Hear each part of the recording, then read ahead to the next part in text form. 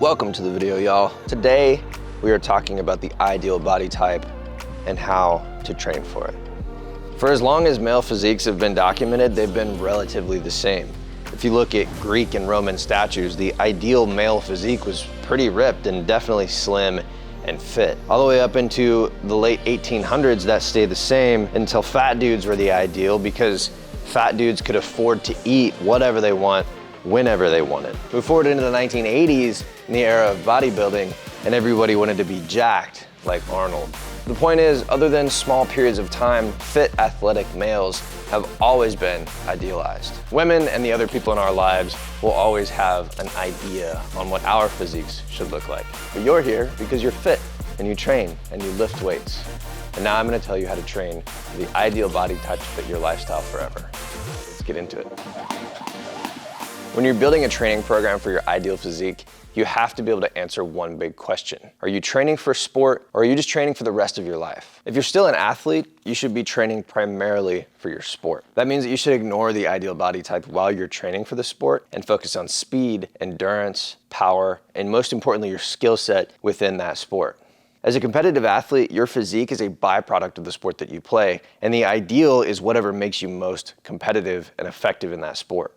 If you look at a powerlifter versus a marathon runner, they have very different physiques and very different purposes with their sport. A powerlifter is not going to be able to run a marathon, and a marathon runner is probably not going to be near as competitive as someone with the physique of a powerlifter. But that's really not the point. The point is to win in the sport. Now, for the rest of us outside of high school, college, or even pro sports, we have to decide how we want to build our lifestyle around training and building a body that we're happy with for the rest of our lives. As I said earlier, ideal body types have changed slightly over the past several thousand years, but they've always been fit, athletic males within some degree.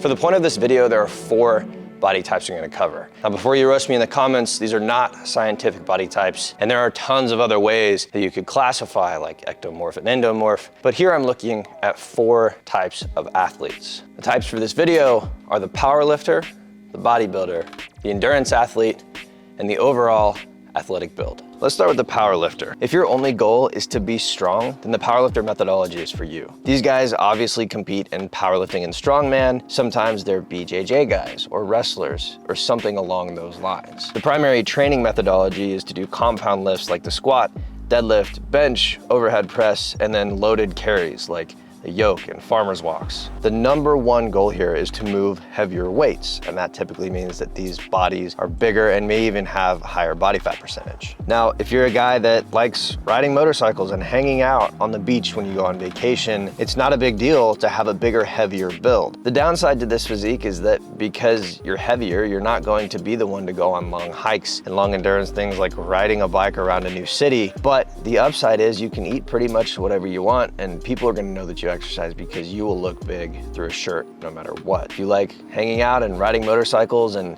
chilling on the beach when you go on vacation, there's no problem with this at all. Most of the training methodology for this is to aim for 3 to 5 sets on all of your workouts and 4 to 6 reps. Everything you do is gonna be heavy all the time, but you will be strong, and that is the goal.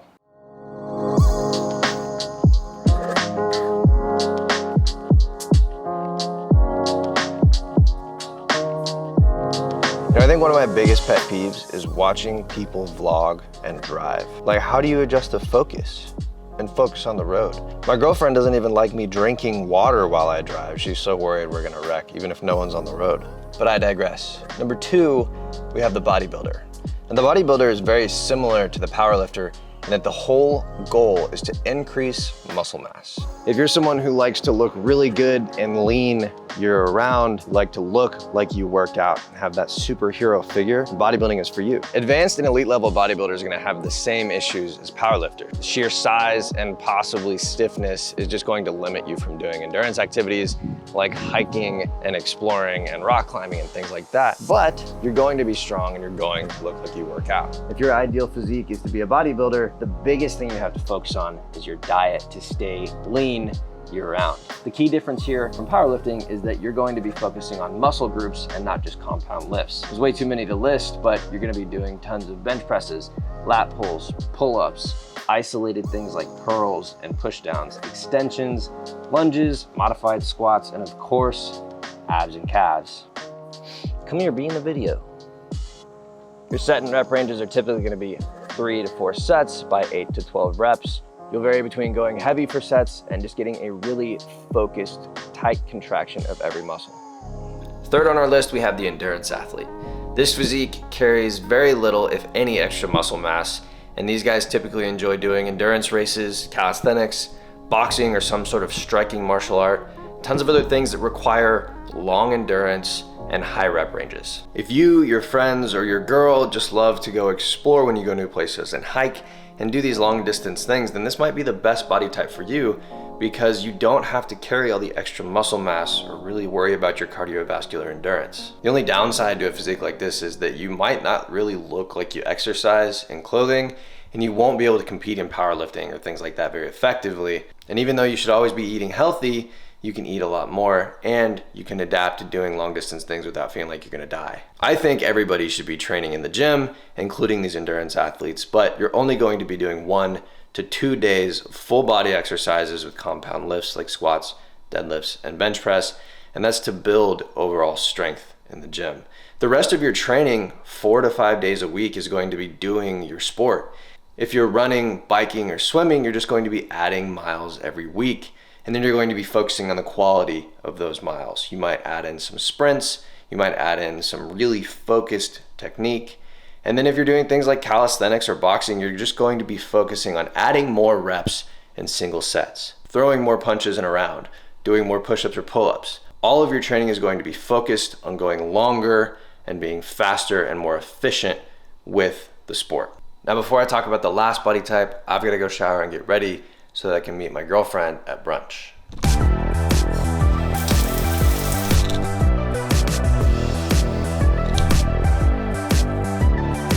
Bye.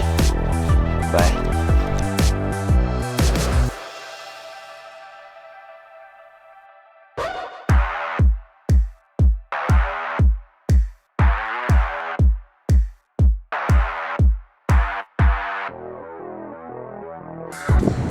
Here we are for brunch. Look at this cute new shirt she got. What is your ideal body type for a male? Like, what do you think body fat percentage wise and muscular size is most attractive? Under 5% body fat. Under 5%? How much body fat do you think I have? 8%. Okay, she's being very generous. I'm probably at like 15 or higher body fat. I'll So there you go. change my answer to 10%. That's pretty good. Last but not least, and on that note, the athletic build. I put this last because it's kind of a catch-all for people like me who really don't know what they want to do, and they're constantly changing methodologies throughout the year. The idea with this body type is to be lean and muscular, but still agile and able to adapt. I still spend a lot of time lifting weights, but I spend the rest of the time running or boxing or doing things like sprint workouts, just because I can adapt easier. The upside to this is that this tends to be the most attractive body type to most people, but you're not gonna be an elite level athlete in any one sport. Most of the time, I'm in the gym. That's what I enjoy doing. I spend 3 days a week lifting, where I start each workout with a compound exercise strength training, 3 to 4 sets, 4 to 6 reps. And then the rest of my workout is accessory work, 3 to 4 sets at 8 to 12 reps. Now that way I'm building size and strength, but I spend the other 3 to 4 days a week boxing, running, doing lunges, doing sprint workouts, doing plyometrics, and things like that. If you find clothes that fit well, people will be able to tell that you work out, people will be able to tell you train, and you'll be able to adapt to doing things like long endurance races or powerlifting meets on and off. I don't have to worry about constantly putting on weight or constantly dropping weight to go from a powerlifting meet to an endurance race, but I'll never be an elite level athlete on any one of those things if I maintain this type of body. Stumbled on this little farmer's market in Cedar Park on the way to brunch. Now that we've got these 4 body types broken down and kind of how to train for them, we'll talk about the real way to get the body type that you want and how to maintain it for the rest of your life.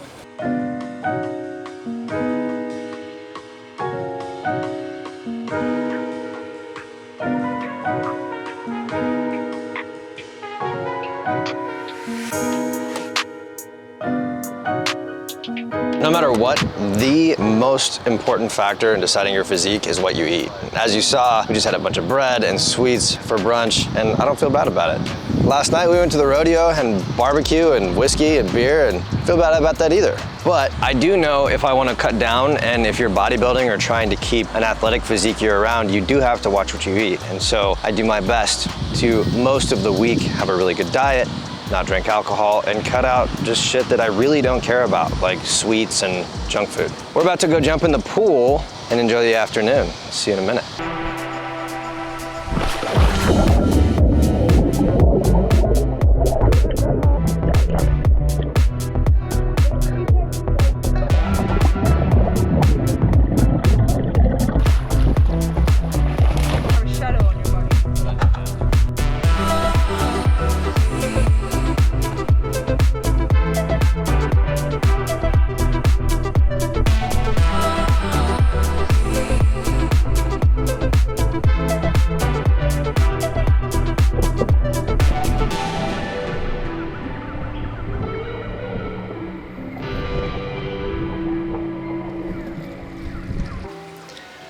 So once you've decided how important it is to keep your physique for the rest of your life, all you have to do is build habits around keeping that physique. You just have to decide how much time you can spend cooking and cleaning and working out and what you're willing to sacrifice to do that. And that may mean just spending more money so that people can cook for you, or you can do pre-made meals, or you can hire a coach. Or it may mean spending less money and more of your own time, sacrificing time with other people, or doing things like watching TV and just kicking back to actually make the food and spend the time in the gym that you need to. Now, in terms of what other people find to be ideal, like Danny said earlier, anywhere from 10 to 20% body fat will still show that you're athletic and you work out and you train and you take care of yourself. But really, the question is, what kind of people do you want in your life? What are the ideal friends and girls and people that you want around you? If you like going and hiking and being in shape and all those other things, then you'll probably find people who also appreciate that. But if you find a girl who cares more about her career and more about other things in life, then you actually kind of have a free ticket to lay back a little bit in the gym and not spend as much time obsessing over those things. So all in all, you have to choose because it's about what you want. It's your body, dude. So just decide how you want to spend most of the rest of your life. Pick a physique and follow the general training guidelines that I had here. Don't spend too much time thinking about it. As always, go get some shit done. Never rest.